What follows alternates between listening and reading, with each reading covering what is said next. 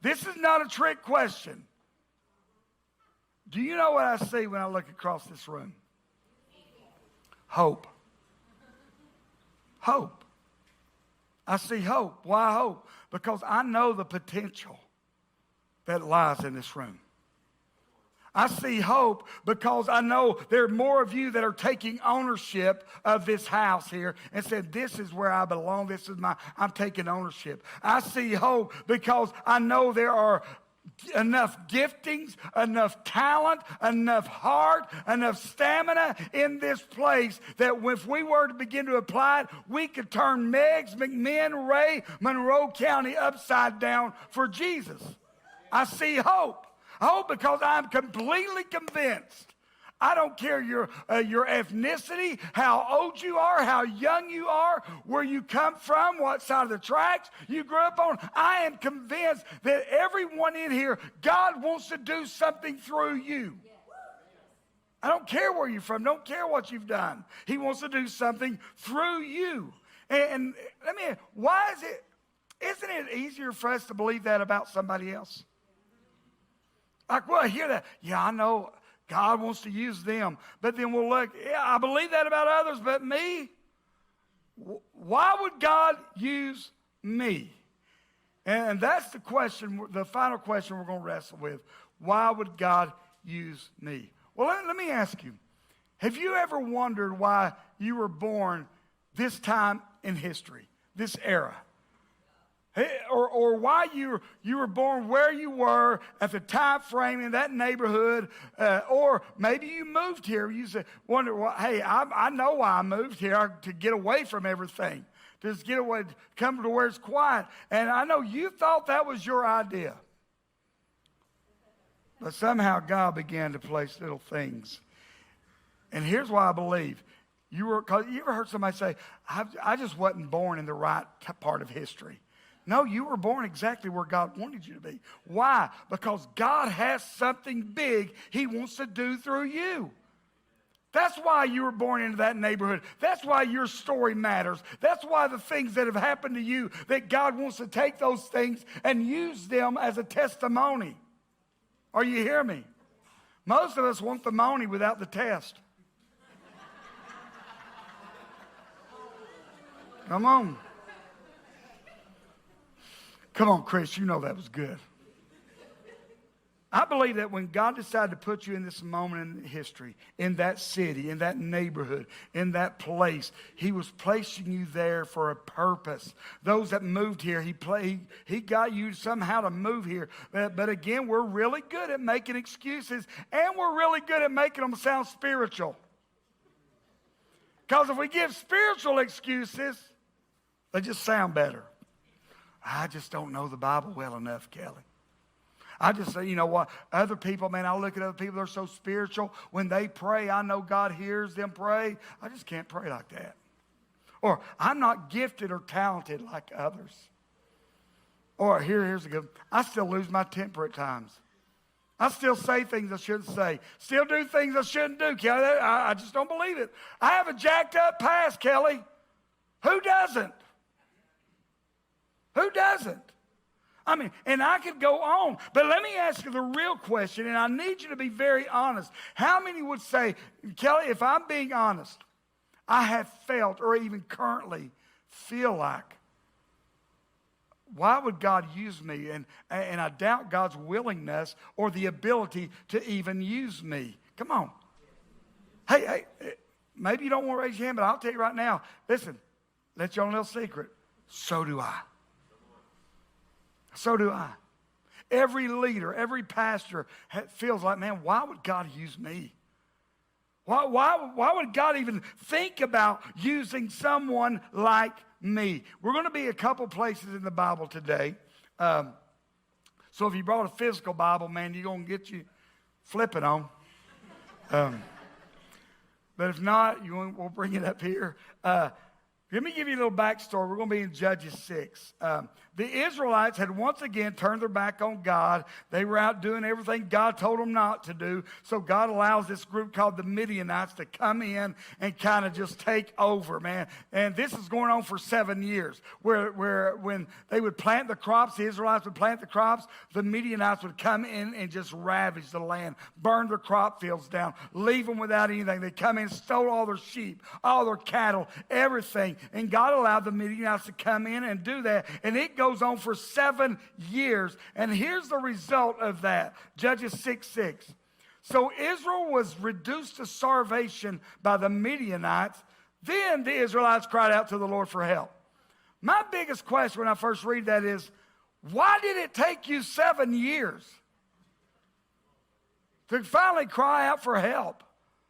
I mean, come on, what took them so long?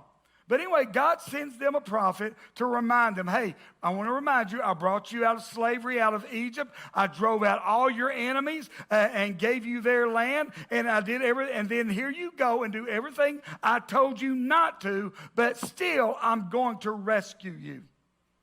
And I'm going to do that through sending you somebody. And we're about to get introduced to a man named Gideon. Anybody familiar with Gideon? Let me tell you, let me set this up, because Gideon, I'm going to tell you who Gideon was in the only way I know how. We just had the 2022 inductees announced for the Rock and Roll Hall of Fame. People like Pat Benatar. Anybody remember that? Come on.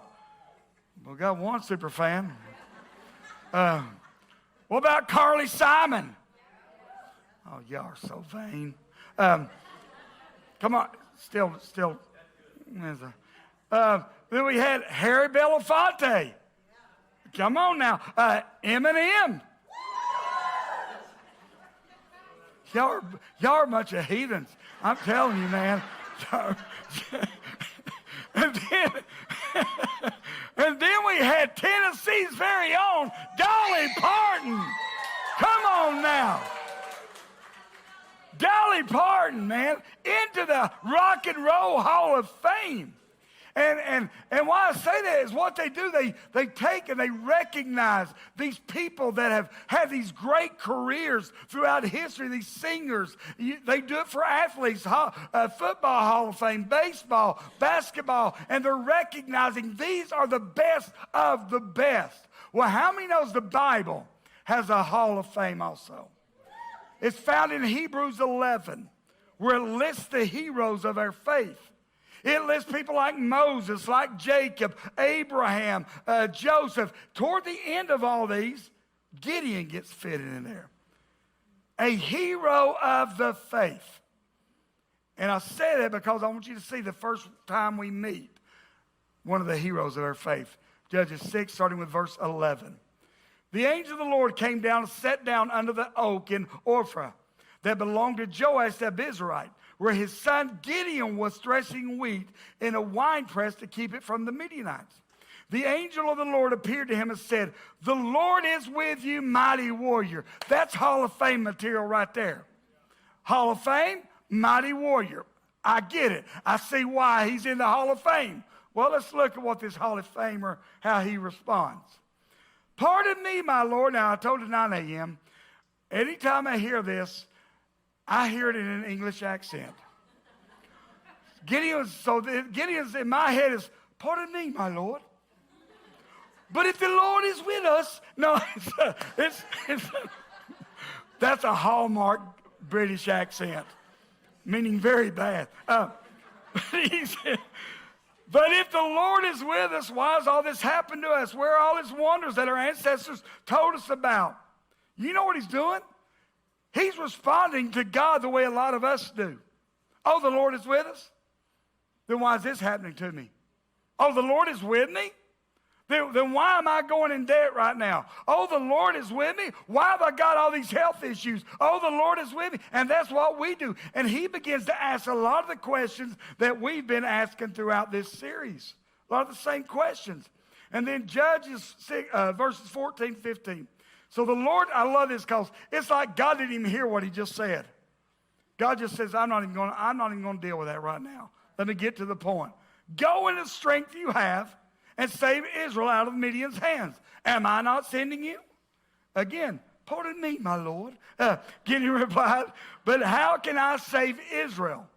My clan is the weakest in Manasseh, and I am the least in the family.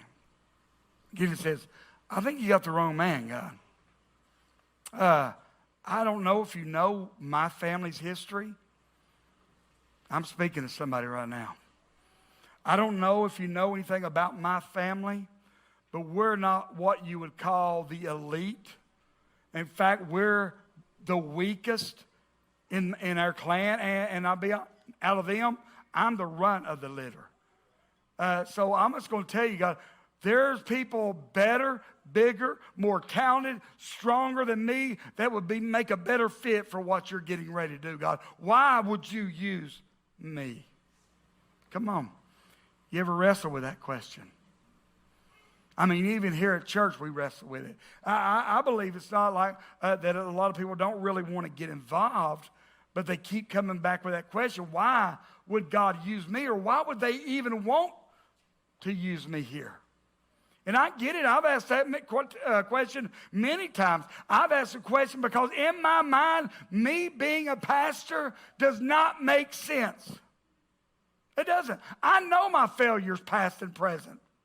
I know my hang-ups past and present. I know my weaknesses. And when I look at all those things, all the reasons why I would not make a great pastor, why would God use it, all those add up really big. And when I look over at the pile of reasons I should, it don't make sense. Why would God use me? Well, if we're going to ask that question, the question we got to ask, well, what kind of people does God use? Because I think that's important. We know what kind of people does he use. So to do that, we're going to look at another Hall of Famer, Moses. Moses, when you think of Moses, what are some of the things you think of?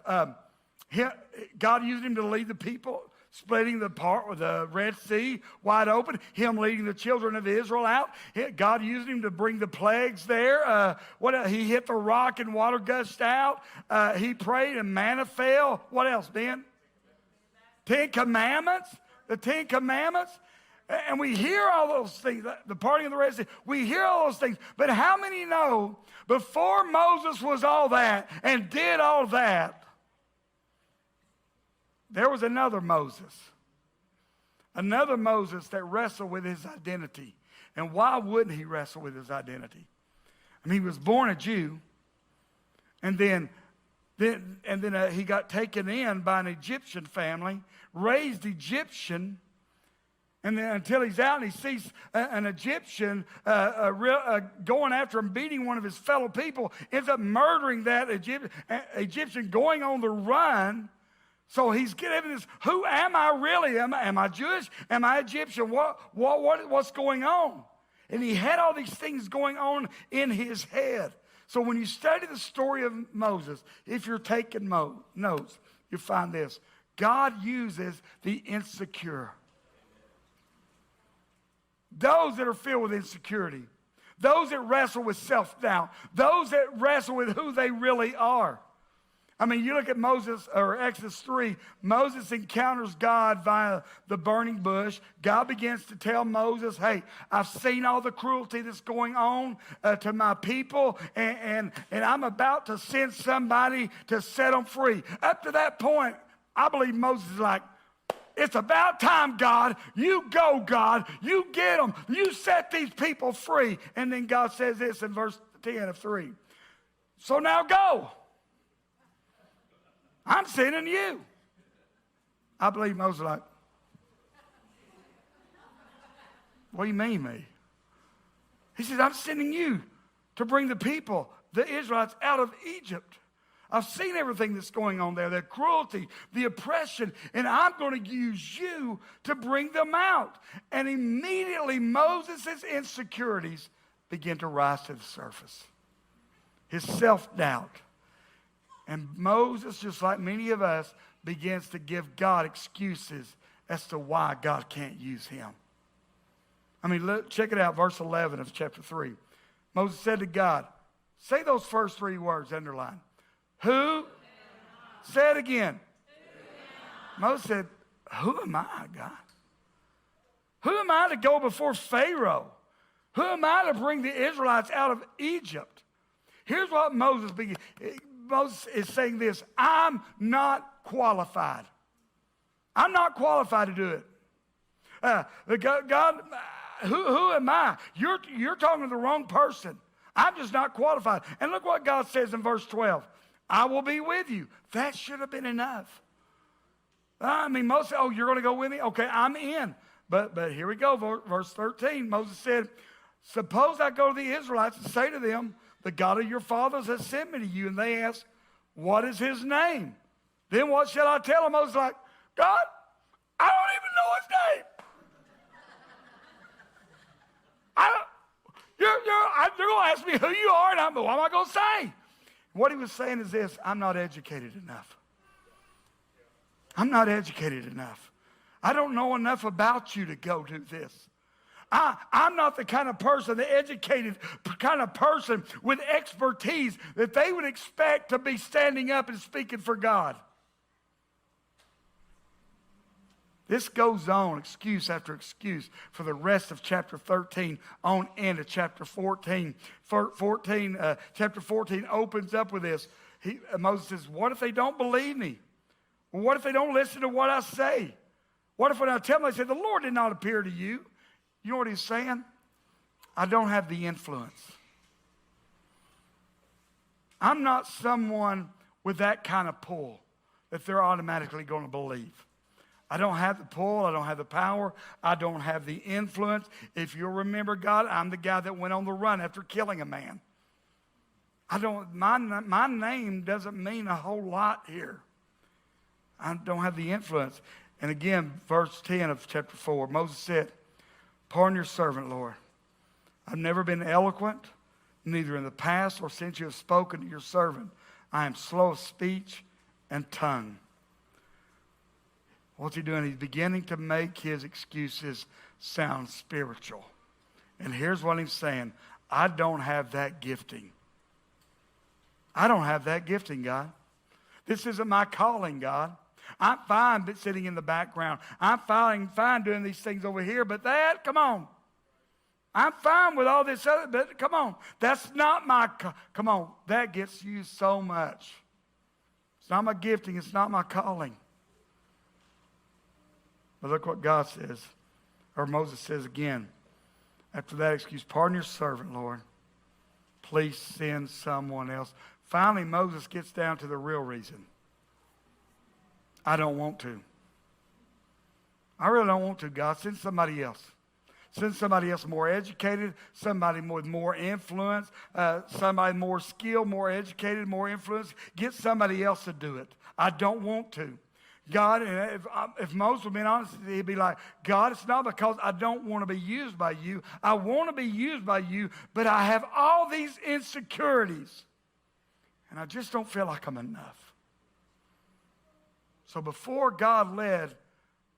Moses led God's children out of Egypt, before Moses ever was used by God to bring the Ten Commandments down to his people, before the splitting of the Red Sea, before the Heroes Hall of Fame, Hall of Faith Moses, there was the insecure Moses. Some of you have given those same excuses to God. I'm not qualified. I'm not smart enough. I'm not educated enough. I'm not the most popular person. I don't have that kind of influence. I'm not gifted or talented like others. Or I've got an ugly past, God. Can I tell you, sometimes those insecurities can be a good thing? Because when you realize you're not enough on your own, that you have to lean into God. But if you don't lean into God with those insecurities, that's when they will keep you from being used by God. Look how God responds to Moses after all the excuses. The Lord said to him, who gave human beings their mouths, Moses?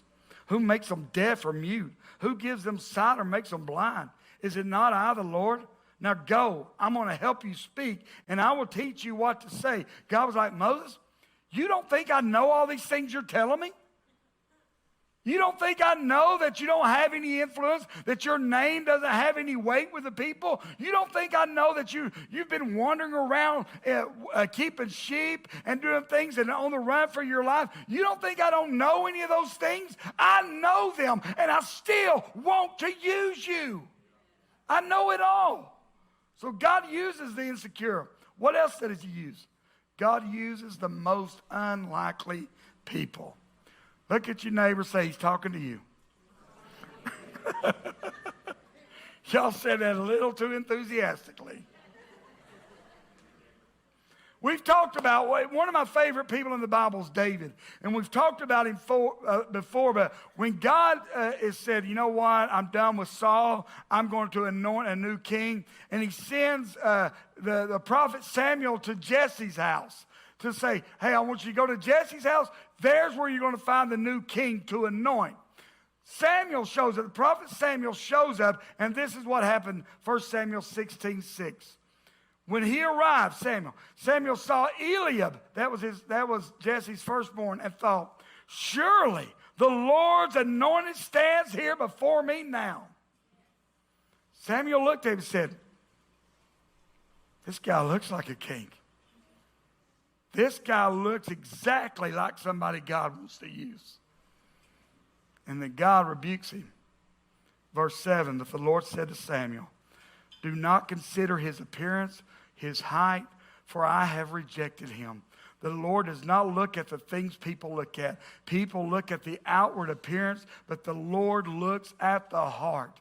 I'll tell you, the last part of that verse should give us all hope. He looks at the heart. He's not concerned whether you and I have tattoos, earrings, piercings, whether we wear designer clothes or we dress from Goodwill. God is not looking at any of that. He's not looking at the color of your skin. He's not looking at how much money you have or don't have. He's looking at the heart. The heart. How do you know that? Because nobody in their right mind would have picked me to be pastor here. Nobody. Why? Because those that knew me, they knew my past behaviors. They knew the temper that Kelly Goins had. They knew I was somebody who could just fly off the handle at any given time. In fact, when people, Ben's dad, Stacy, he will tell you, he's plugged in here. He said, but when I first heard Kelly's coming back to Wattsbar to pastor, I was like, well, these are not his words and these are not biblical words. But pretty much, well, we're screwed. This church is going to go to nothing. And I would agree with him. I would agree with him. But I'm so thankful that God doesn't look at the outward. God doesn't look at things. What God does, he doesn't look and see a lump of clay. He sees what he's going to make out of it. God doesn't see just a hard rock. He sees what he can do with a chisel and a hammer in his hand when he gets to work and what's going to be the result of it. Come on, is anybody thankful? But let's be honest, we tend to look at people's qualifications and gifts and talents, and we'll be like, man, they can pray better. They can speak better. They have this gift. God can use them for sure, but me, I'm telling you, church, I'm living proof that God can use anybody. My dad is living proof. My brother Casey is living proof. I look around this room and all I see is living proof that God can use anybody he wants to use. The third group God uses. God uses the broken. The broken. One of the best examples in the Bible of this is Peter. You know, Peter was always the first to speak up, and most of the time it was out without thinking. And he was the first to say, Jesus, I'm with you. I mean, Peter was the only one that got up and got out on the water. You know, people, we can look down upon him. Well, he sunk, but before that, he's the only one besides Jesus that could say he at least took a couple of steps on the water. But on the night Jesus was arrested, as Jesus was being taken away, Peter was following, the Bible says, from a distance. And someone saw Peter and they said, hey, aren't you one of Jesus' disciples? He's like, no, you got the wrong man. You got the wrong man. Later, another person, hey, no, I could have swore I saw you with Jesus. No, you got the wrong person. Finally, a third time, somebody said, yeah, you were with Jesus. And this is what Luke records happens in that moment. Luke 22, verse 60. Peter replied, man, I don't know what you're talking about. Just as he was speaking, the rooster crowed, and the Lord turned and looked straight at Peter. I can't imagine how broken Peter must have been in that moment. I mean, just moments before he's telling Jesus, I will never deny you. Everybody else can run, but not me, Jesus. And when that rooster crows, and he's denied him 3 times, just like Jesus told him, Jesus looks straight at Peter. And here's what it says. Then Peter remembered the word the Lord had spoken to him, that before the rooster crows today, you would disown me 3 times. Peter went outside and wept bitterly. I'm not sure anyone could have been any more broken than Peter was in that moment. In fact, I believe Peter probably thought, well, God will never use me again. It's done. It's over. And maybe you felt that way. Maybe you thought you had it all together. In one moment, you're just saying, man, I'm on the right track. I'm on the right track. And then, bam, out of nowhere, life hits you. Or that addiction you struggle with, you just can't seem to get rid of it. Maybe you have an anger problem and you've lost your temper in front of way too many people, including your wife and kids. Maybe your marriage ended up falling to pieces and now you just feel broken. Maybe it's that sin that you just keep struggling with and you think you've got it whipped and then you find yourself right back in it. Maybe you know what it's like to feel exactly like Peter did that day, broken and weeping bitterly. Peter felt disconnected. Like I'm no longer part of what I had been for the past 3 years. I'm broken. Well, how do you know he felt disconnected, Kelly? Because when you read the account of what happened in Mark, it says Mary Magdalene, Mary the mother of Jesus, they ran to the tomb to anoint Jesus' body in the tomb. Well, Jesus was gone. And then an angel or a person was standing there, and this is what the angel told them. It's Mark 16:6. Don't be alarmed. You're looking for Jesus the Nazarene who was crucified. He has risen. He is not here. See the place where they laid him. But go, tell his disciples and Peter. You don't think Jesus knew that now Peter felt disconnected? Not worthy to be a disciple, not worthy to follow Jesus anymore. And Jesus said, I know he's feeling this way, so go tell my disciples and Peter. You know what Jesus does before he even sees Peter again? He forgives Peter. Why? Because that's what Jesus does. He forgives. He forgives. Peter denied knowing Jesus. He abandoned Jesus. He was incredibly broken. But yet, who did God use on the day of Pentecost to stand publicly in the city square and proclaim the gospel of Jesus and see 3,000 plus people come to the Lord? You know who he used? Peter.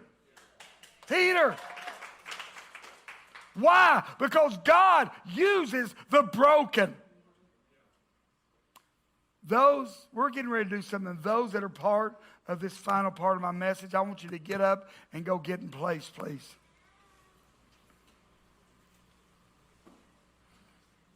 God used Peter. Now let me ask you guys,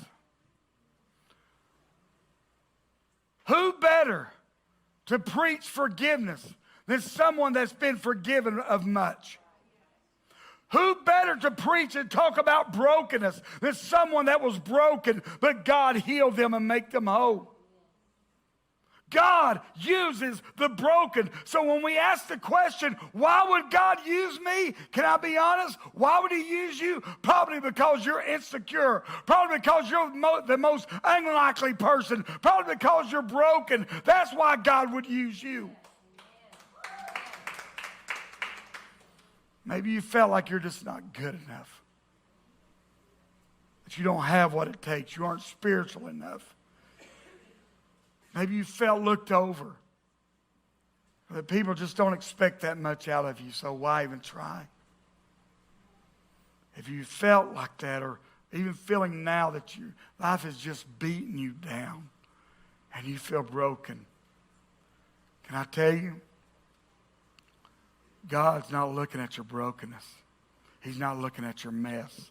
He's not looking at your failures. He's not looking at your mistakes. What God is looking at is what he sees underneath the lump of clay. What he created you to be that's under that rock, that if he can just get the chisel and begin to mold and create, then you will rise up and be exactly who God created you to be. So let me ask you one last question as we close. Anybody want to know what God wants to do through you? Come on, anybody. You want to know what does God want to do through me? You have to step out to find out. There's only one way to find out what God wants to do through you. Step out. You got to take that step of faith and find out exactly what God wants to do through you. Just like Moses, who came at God with all these excuses as to why he couldn't be used of God. And God said to him, go, I will give you the words to say. Just go. Just like David, who was just a shepherd boy and nobody thought that much of him because he didn't look the part. And God said, no, he's exactly who I want to use. Just like Peter, who messed up big time, denied Christ, abandoned Christ, yet God used him in his brokenness. There's some of you. I'm going to be very honest. You've been around the things of God for a very long time. Maybe you even call this place home a very long time, and you've not done anything significant for God. Because you said, why would God use me?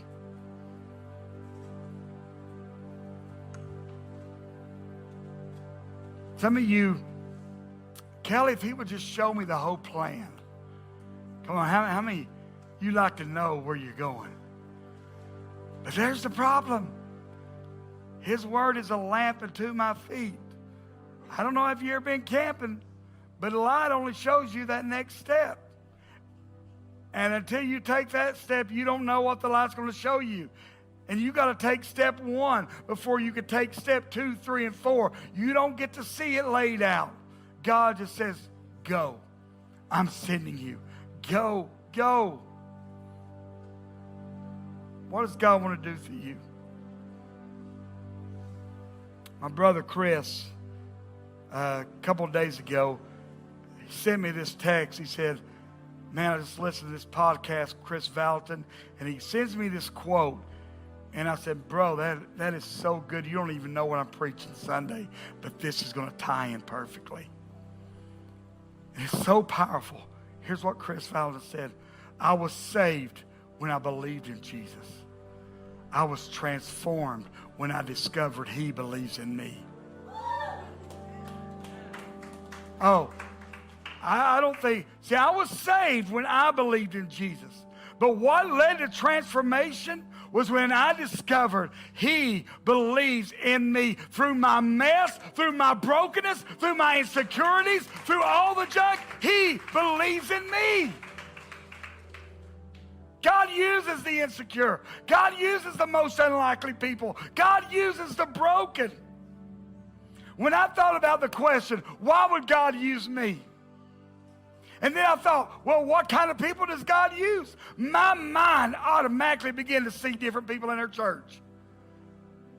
That nobody in their right mind would say, yeah, boy, they're going to do great things for God. And I began to get this picture of all these people And I want to show you, Father, just slide that. I want you to get a little taste. You want to know what kind of people God would use? You want to, these people, you're about to see some people that ask the same question. Because of my past, because of my brokenness, because of my insecurities, why would God use me? But yet God will. Come on, team.